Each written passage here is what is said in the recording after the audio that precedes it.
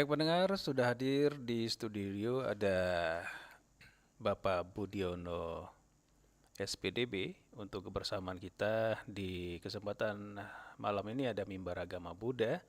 Tentunya untuk Anda tetap bersama kami di Pro 1 RRI Palembang. Selamat malam Pak Budiono. Selamat malam, Pak. Iya, Pak Budiono, boleh dimulai, silakan. Oke, terima kasih, Pak. Selamat malam pendengar Pro 1 RRI Palembang di mana saja berada. Salam sejahtera, terimalah salam Buddhis dalam Dharma, Sotihotu Namo Buddhaya. Bersama saya Budiono. Di sini saya akan menyampaikan sebuah topik yaitu menjalani kehidupan sesuai dengan Dhamma.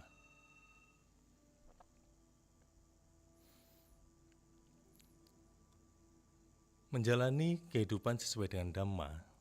Di sini ada beberapa hal yang perlu harus dijalani dalam kehidupan sehari-hari. Dan yang paling mendasar adalah kita harus mengamalkan moral, yaitu sila. Dalam agama Buddha, ada beberapa sila Buddhis yang harus kita jalankan dalam kehidupan sehari-hari. Mengamalkan moralitas atau sila itu sama saja dengan menjaga perilaku dan tindakan agar sesuai dengan ajaran seperti tidak membunuh, tidak mencuri, tidak berbohong, dan menghindari perilaku yang merugikan diri sendiri dan orang lain. Itu yang harus kita jaga dan harus kita jalani dalam kehidupan sehari-hari. Nah, di sini kita akan membahas tentang menjalani kehidupan sesuai dengan Dhamma.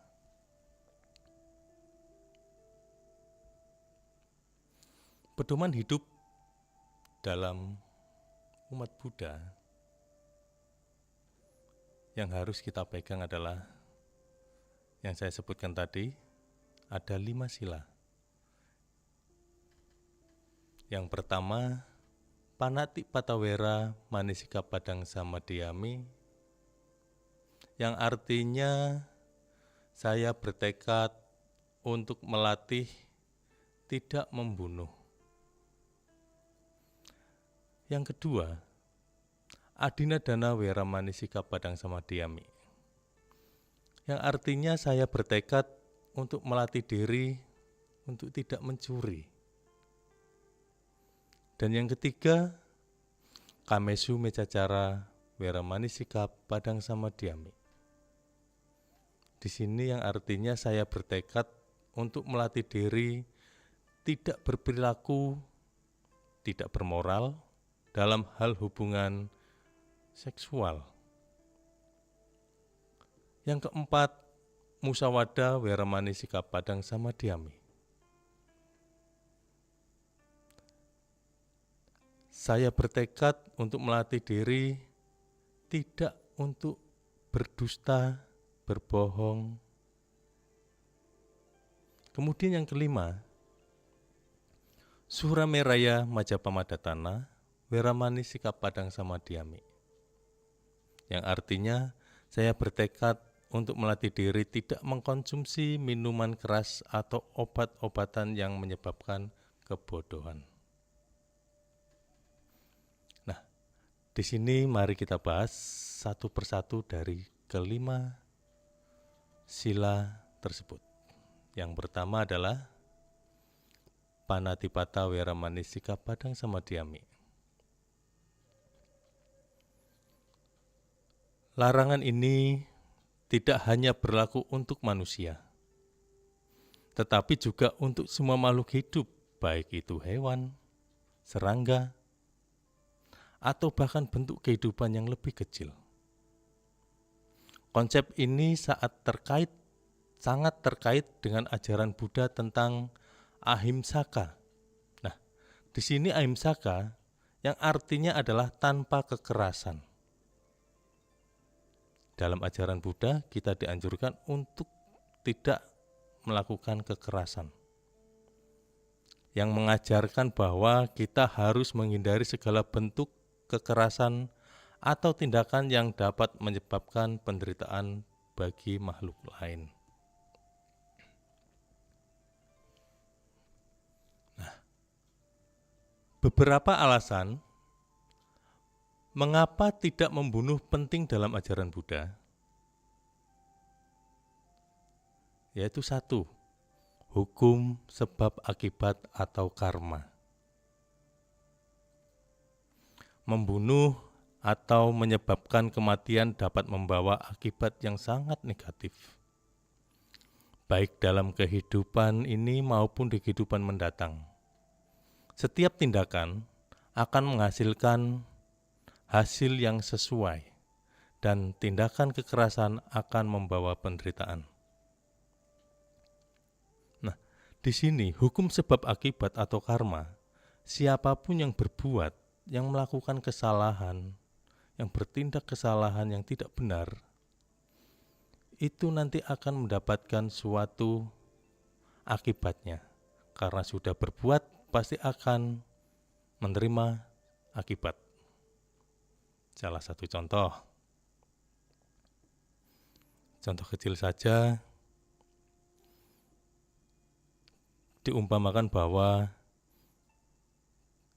kita yang sedang belajar, yang masih duduk di bangku SD ya, kita belajar matematika. Yang tadinya kita tidak tahu, setelah kita belajar matematika, itu kan suatu sebab, ya.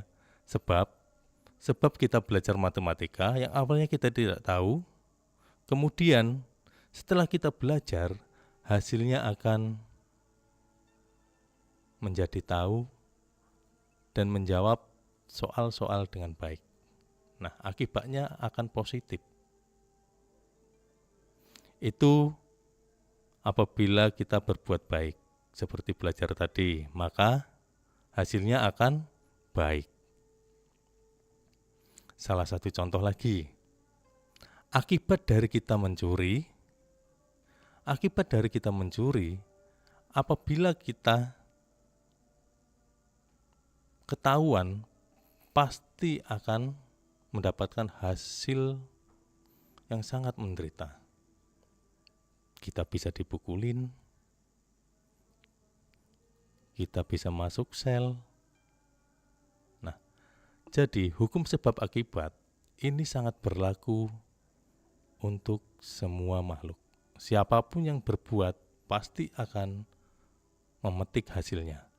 Apakah itu berbuat baik atau berbuat tidak baik. Kalau berbuat baik, hasilnya pasti akan baik. Kalau berbuat tidak baik atau jahat, hasilnya akan tidak baik bagi diri sendiri maupun bagi orang lain. Kemudian yang kedua, yaitu menghargai kehidupan. Semua makhluk hidup tanpa memandang bentuk atau ukurannya memiliki hak untuk hidup. Dalam ajaran Buddha, setiap makhluk memiliki potensi untuk mencapai pencerahan, sehingga kehidupan harus dihargai dan dilindungi.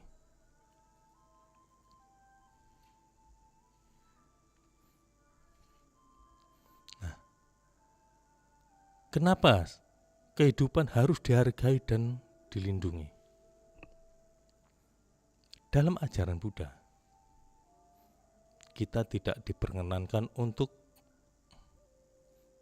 melenyapkan nyawa seseorang ataupun melenyapkan dari nyawa binatang, baik binatang sekecil apapun itu. Kita harus menghargai sebuah kehidupan dan kita harus melindunginya. Salah satu contohnya, pada waktu itu ada seorang Sramanera. Dia menjadi murid seorang guru. Ketika guru ini melihat bahwa muridnya ini tidak memiliki waktu hidup tidak lama lagi, bahwa akan menemui kematian. Kemudian sang guru memanggil Sramanera tersebut. Setelah menghadap sang guru berkata, "Kamu pulanglah terlebih dahulu, temui orang tuamu." Setelah itu, murid pun pergi dan pulang. Setelah di perjalanan, sang murid melihat segerombolan semut yang terapung di air. Tanpa ragu, sang murid ini mengambil sebuah ranting dan mengangkat segerombolan semut ini ke pinggir, sehingga segerombolan semut ini selamat dari kematian. Nah, setelah pulang, ketemu dengan orang tuanya, kemudian kembali lagi ke tempat gurunya. Gurunya sangat kaget. Kemudian sang guru memanggil, "Muridku, apa yang terjadi ketika selama di perjalanan menuju pulang ataupun menuju ke tempat sang guru?" Kemudian sang murid menjawab, "Di jalan ada segerombolan semut yang terapung di air, kemudian saya mengambil ranting dan membantunya untuk menepi, sehingga semut tersebut selamat dari kematian." Nah, disinilah sang guru kemudian mengerti. Ternyata menyelamatkan makhluk hidup itu bisa memperpanjang umur. Sama dengan seorang Sramanera tadi. Gurunya mengetahui bahwa muridnya ini akan meninggal selama kurang lebih 7 hari ke depan. Makanya sang murid disuruh pulang untuk menemui orang tuanya. Setelah sang murid menyelamatkan segerombolan semut, maka bisa memperpanjang umur. Ini adalah hukum sebab akibat.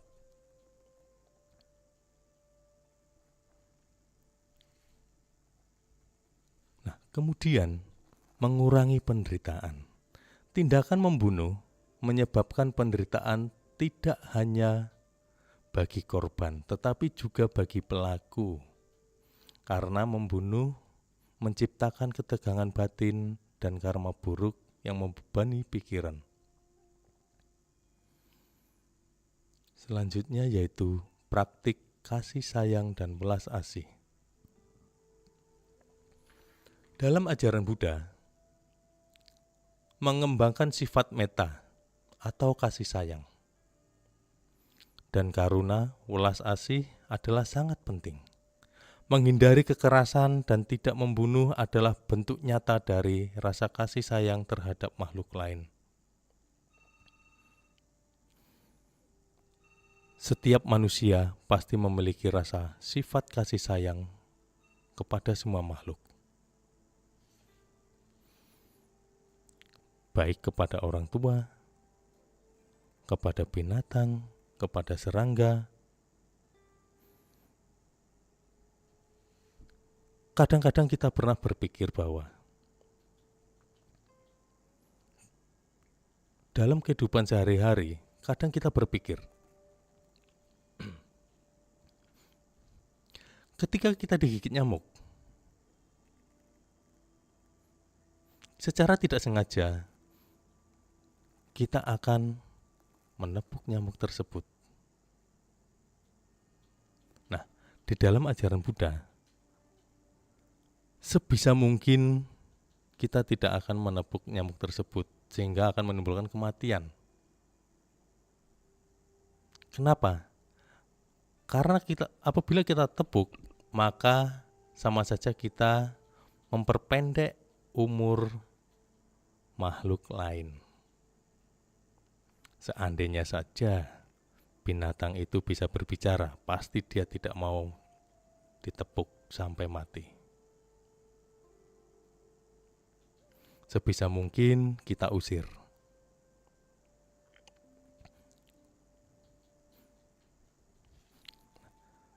Secara praktis, ini berarti umat Buddha diajak untuk menghindari tindakan kekerasan dan berusaha hidup dengan penuh kedamaian, baik dalam pikiran, perkataan, dan perbuatan.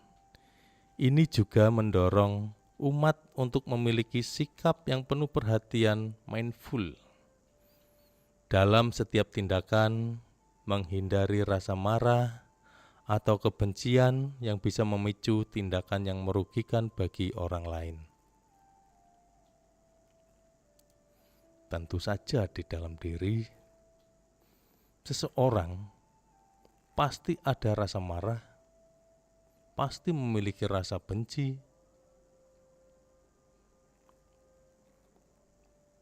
sangat sulit untuk menghindari rasa kemarahan dan menghindari rasa kebencian, apalagi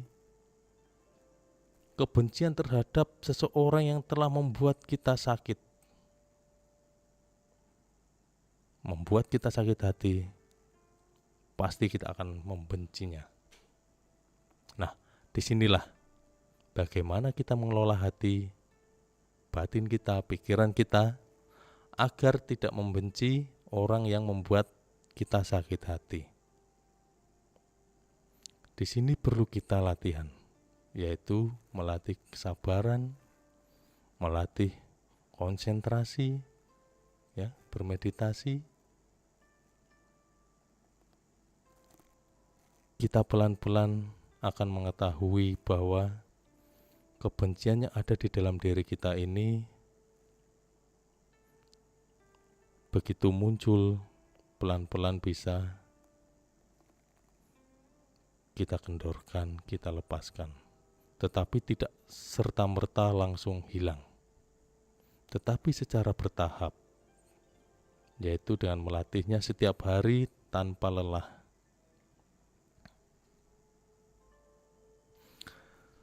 Kemudian sila yang kedua, Adinadana Weramani, sikap padang sama diami. Ini mengajarkan untuk hidup dengan jujur, menghormati hak milik orang lain, dan tidak mengambil apa yang bukan hak kita.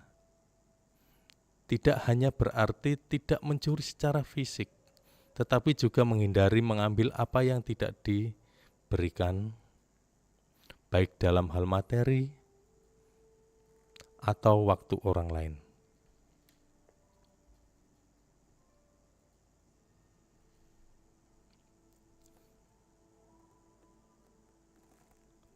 Ada beberapa cara untuk menerapkan sila yang kedua ini dalam kehidupan sehari-hari. Yang pertama yaitu menghargai milik orang lain,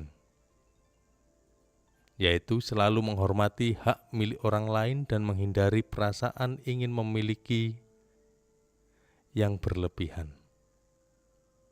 Berarti kita harus menghormati apa yang mereka miliki dan menghindari perasaan untuk rasa ingin memiliki, ingin merebut, ya, itu tidak baik.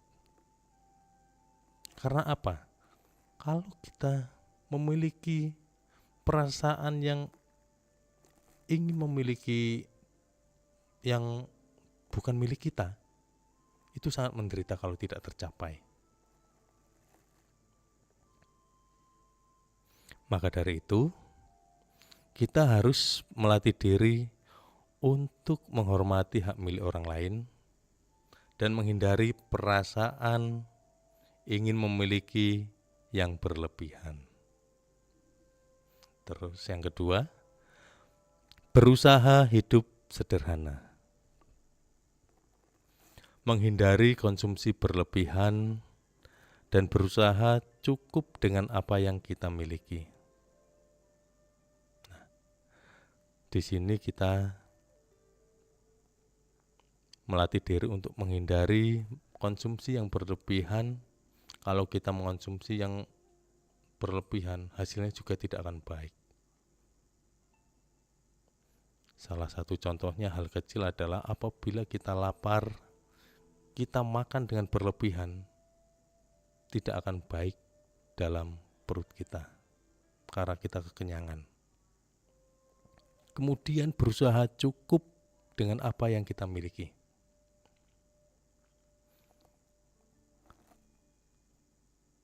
Kita cukup dengan apa yang kita miliki ini, itu berarti bahwa kita mensyukuri apa yang telah kita miliki. Kita puas dengan apa yang kita miliki. Kemudian yang ketiga, tidak merugikan orang lain demi keuntungan pribadi. Menghindari perbuatan yang mengeksploitasi orang lain untuk keuntungan sendiri. Ini juga sangat berbahaya.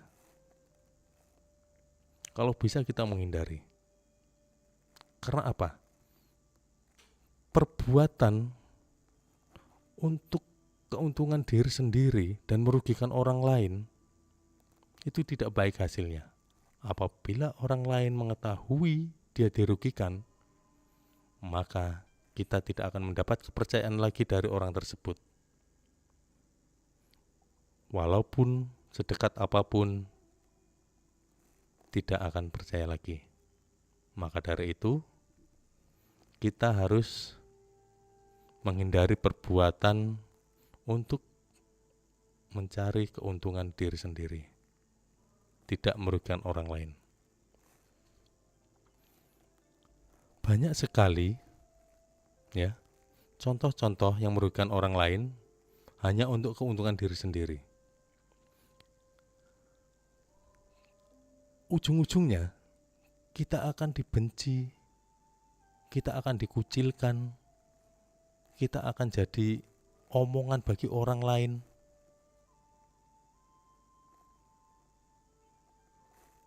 Itu sangat tidak enak. Benar, itu sangat tidak enak.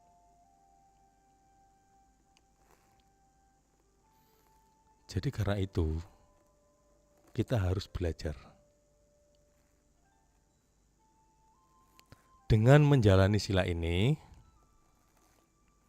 yang saya maksud sila yang kedua tadi, dengan menjalani sila yang kedua ini, kita tidak hanya menjaga hubungan baik dengan sesama, tetapi juga menjaga ketenangan batin dan mengurangi rasa bersalah atau ketegangan dalam diri. Prinsip ini membantu umat Buddha untuk hidup dengan lebih damai dan penuh kasih sayang. Kemudian yang ketiga, sila yang ketiga, Kamesu Mecacara, Weramani Sikapadang, Samadhyami. Prinsip ini mengajarkan untuk menghormati hubungan yang sehat dan tidak merugikan orang lain. Menghindari perbuatan yang dapat merusak hubungan atau menyebabkan penderitaan pada diri sendiri maupun orang lain. Prinsip ini lebih dari sekedar larangan terhadap perbuatan seksual yang tidak sesuai dengan moral, tetapi juga mencakup pemahaman tentang bagaimana seksualitas seharusnya dijalani dengan penuh kesadaran, tanggung jawab, dan menghormati orang lain.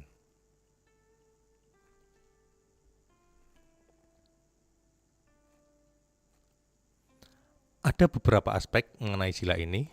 Yang pertama yaitu menghindari perilaku seksual yang merugikan. Sila ini mendorong umat untuk menghindari perilaku seksual yang dapat menyebabkan penderitaan atau kerugian bagi diri sendiri maupun orang lain. Misalnya, berhubungan dengan orang yang sudah terikat dalam hubungan. Itu tidak boleh dilakukan. Atau melakukan tindakan yang mengeksploitasi atau merendahkan orang lain. Itu juga tidak diperkenankan. Dalam ajaran Buddha itu tidak diperbolehkan. Kalau bisa dihindari. Kita melatih diri. Kemudian aspek selanjutnya yaitu menghormati hubungan yang sah. Nah, hubungan yang sah. Sila ini juga mengajarkan untuk menjaga dan menghormati hubungan yang telah dibangun, baik itu dalam konteks pernikahan atau hubungan lain yang penuh kesepakatan dan saling menghormati. Umat Buddha dianjurkan untuk menjalin hubungan seksual yang berdasarkan kasih sayang, saling pengertian, dan penuh komitmen. Ini menghormati hubungan yang sah. Beda dengan tadi ya, yang menghindari perilaku seksual yang merugikan. Ini beda konsepnya. Kalau menghormati hubungan yang sah, ini kita sudah menikah. Itu sah-sah saja. Tetapi kalau melakukan hubungan dengan orang lain yang bukan milik kita, itu juga tidak baik hasilnya. Itu tidak diperkenankan dan tidak diperbolehkan. Karena merugikan diri sendiri dan orang lain.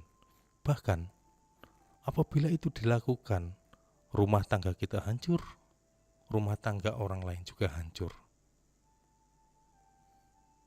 Sama-sama dirugikan. Mereka malu, kita juga lebih malu lagi.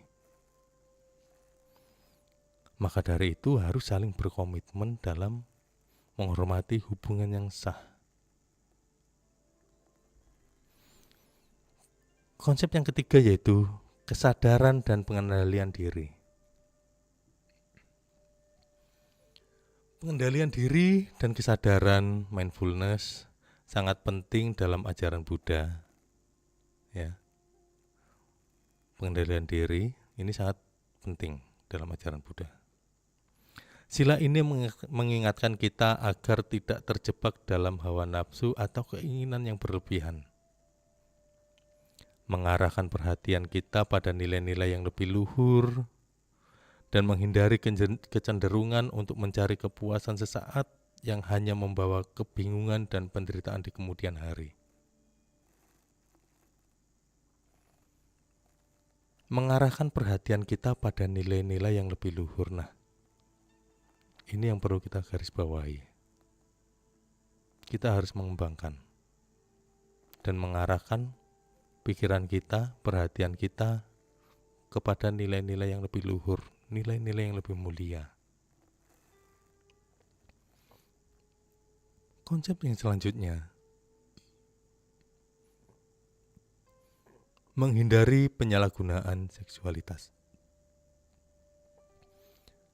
Sila ini juga mengajak kita untuk menghindari segala bentuk penyalahgunaan seksual, seperti pelecehan atau perbuatan yang tidak sah, perbuatan yang tidak senonoh.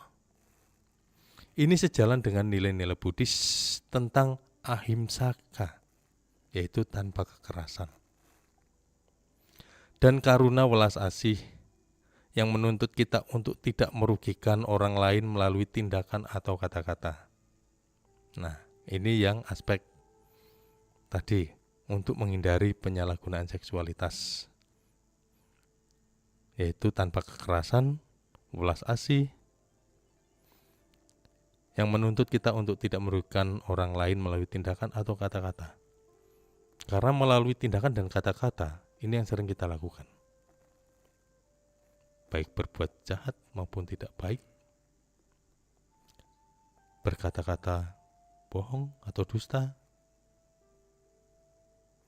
ya.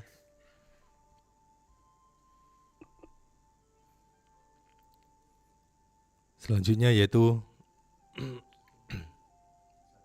ya. Oke. Selanjutnya yaitu sila yang keempat, musyawadah Wiramanisika bareng sama Dhyami. Sila ini menekankan pentingnya berbicara dengan jujur, menghindari kebohongan, fitnah, atau ucapan yang dapat merugikan orang lain. Dalam ajaran Buddha, kata-kata yang jujur dan penuh kasih dapat membawa kedamaian dan kebahagiaan. Sila yang kelima, Surameraya Majapahit Wiramanisika Padang sama Dhyami. Prinsip ini mengajarkan untuk menghindari konsumsi alkohol, narkoba, atau zat yang dapat merusak akal sehat dan mengarah pada perilaku yang merugikan. Ini berkaitan dengan menjaga kesadaran mindfulness dalam kehidupan sehari-hari.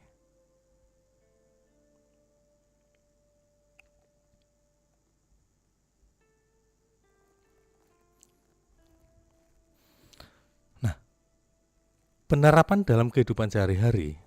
Untuk menerapkan sila ini, kita perlu berkomitmen untuk menghindari alkohol, narkoba, dan segala jenis zat adiktif yang dapat merusak kesadaran kita. Ini juga bisa berarti menghindari situasi atau tempat yang bisa memicu kebiasaan buruk tersebut. Selain itu, kita bisa menggantinya dengan kegiatan yang lebih bermanfaat seperti meditasi, berolahraga, atau memperdalam pengetahuan spiritual.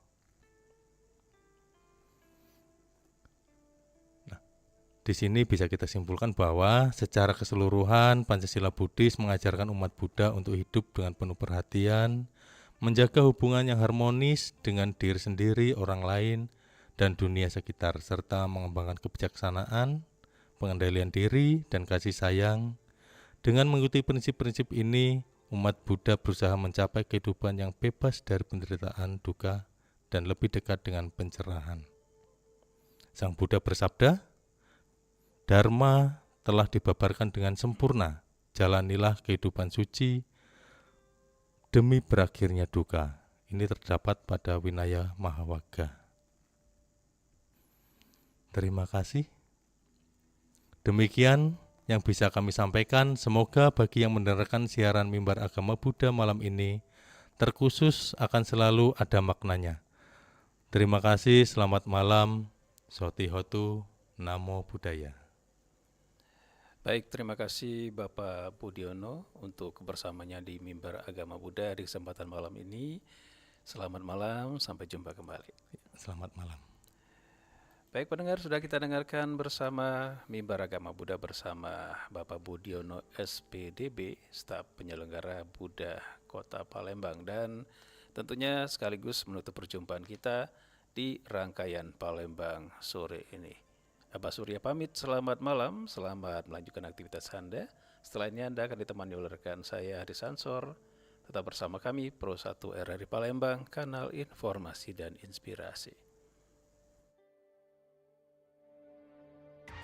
Pastikan Anda berada di frekuensi yang tepat untuk mengikuti seluruh ragam acara RRI Palembang yang bisa Anda dengarkan